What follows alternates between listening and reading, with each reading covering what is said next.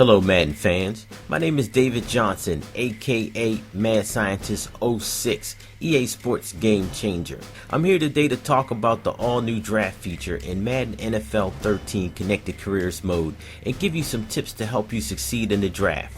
Each week starting in the regular season, you'll earn scouting points or SP.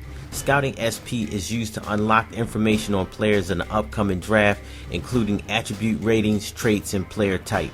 You'll use this information to help target who you want to draft on your team. You can scout every week right up until the start of the draft in the off season. Now, the existing data on the draft class is rather sparse, which makes scouting critical. So, what do we know from the start? The data provided for each player in the draft includes information such as height, weight, college attended, position, projected draft pick, and projected draft position. It also includes production and size, 2 of 5 new ratings this year. The production rating is based on player performance, and the size rating measures how well a player fits the ideal mold of his position and player type. These new ratings give you a quick feel of each player. The higher the ratings, the better.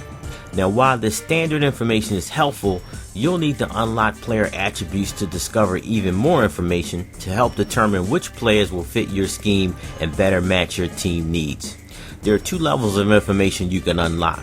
The first level reveals a letter grade, which gives you an estimate or a range of what the rating will be. Spending additional SP will reveal the true numeric rating. So, the challenge of the draft is this.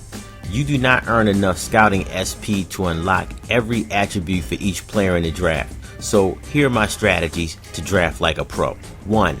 Use the default information, height, weight, production, projected draft pick to help focus in on players you may want. Then, focus on unlocking several key attributes for those players. You'll have to determine what attributes are most important to you. So, ask yourself, what are the bare minimum ratings information you want to know to be comfortable about making a selection? So, for example, to me, for running back, that would be speed, carry, and catch. So, you also want to target players projected in multiple rounds. This way, you are almost ensured you'll have scouted players to select from that you're familiar with in every round. What you're trying to avoid here is having to ever draft a player without knowing anything about them except the default information. However, if you find yourself in that position, you can use the projected draft round, production, and size ratings as determining factors. There are 2 minutes in between each draft pick unless a team trades up in the draft.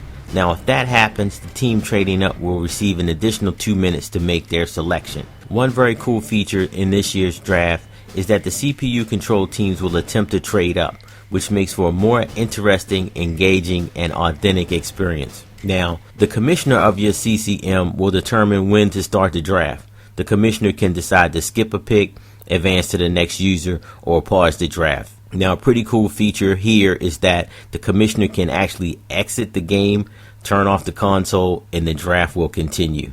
Now, after the draft, your new rookies are automatically signed to your team based on the current NFL rookie salary guidelines. Hopefully, this will get you amped and ready for the upcoming draft. Stay tuned for more Game Changers tips and tricks. This is Mad Scientist, and I'm out. And now the San Francisco 49ers are on the clock. 6'4", 265. And during the combine this year, he pounded out 46 reps on the bench. He also ran a 4.64.